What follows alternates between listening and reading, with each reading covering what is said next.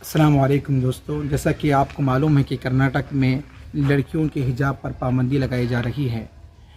دیش آزاد ہو کے 75 سال ہوا تو اور ہمارے دیش کو غلامی کی طرف بی جے پی کے لوگ لے جا رہے ہیں۔ ہندوستان میں جو آزادی ہے، آزادی کا مطلب یہ ہے کہ ہم جس طرح چاہے رہ سکتے ہیں، لیکن آج مسلمانوں ان معصوم بچیوں کو جو تعلیم سے روک کر کالج کے باہر ان کو روکا جا رہا ہے، کیا برقع پہننا کیا گناہ ہے؟ تو دوستوں، آج مسلمانوں کے ساتھ کون سا لیڈر ہے؟ میں آپ کو ایم ایل اے کی بات نہیں کر رہا ہوں، بلکہ جو اپنے آپ کو بڑا لیڈر بولتے ہیں ان کی بات کر رہا ہوں۔ کون ہے ساتھ میں؟ جہاں پر الیکشن ہے وہاں کے درد اور غم نظر آتے ہیں، اور جہاں پر الیکشن نہیں ہوتا وہاں کوئی درد اور غم نہیں ہوتا۔ آج ہندوستان میں ہر جگہ مسلمانوں پہ ظلم کر رہے ہیں، تو بعض جنے صرف اب یو پی میں ظلم نظر آتا ہے، کبھی بہار کا الیکشن آتا ہے تو بہار میں ظلم نظر آتا ہے، اور جو جہاں پر اصل میں جو ظلم ہو رہا ہے اس کو کوئی یاد نہیں کرتا۔ دوستو، لیڈر کی پہچان یہ ہے کہ ان بچیوں کے ساتھ ٹھہرے اور ان کے ساتھ لڑے اور ان کا ساتھ دے اور بچیوں کو اسکول میں باعزت بٹھائے۔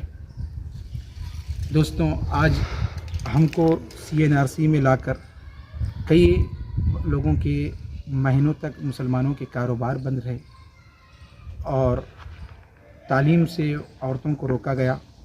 عورتوں نے ہمارے احتجاج کیے، لیکن اس کا اثر نہیں ہوا۔ کیوں نہیں ہوا؟ ساتھ میں کوئی لیڈر نہیں تھا، مسلمان کا بھی نہیں تھا اور کوئی نہیں تھا۔ اور جب اب کرناٹک میں جو حجاب نہیں پہننا بول کر جو کر رہے ہیں، ان کے ساتھ بھی کوئی نہیں ہے، اور اس میں نقصان کس کا ہو رہا؟ مسلمان کی بچیوں کا۔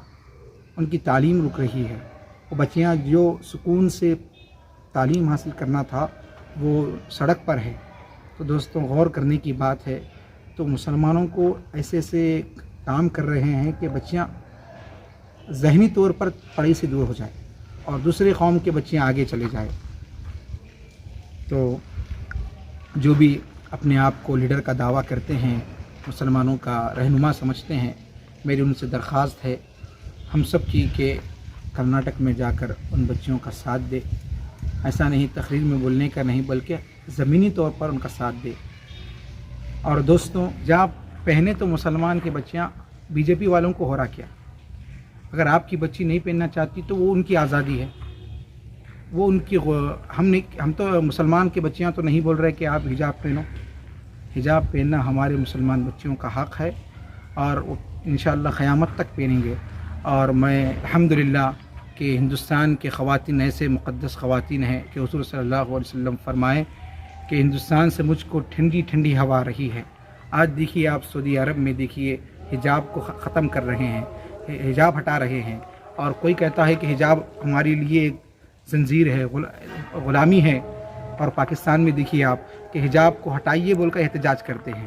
تو میں ہندوستان کے خواتین پر میں فخر کرتا ہوں اور سلام کرتا ہوں کہ جو لڑ رہے ہیں حجاب کے لیے۔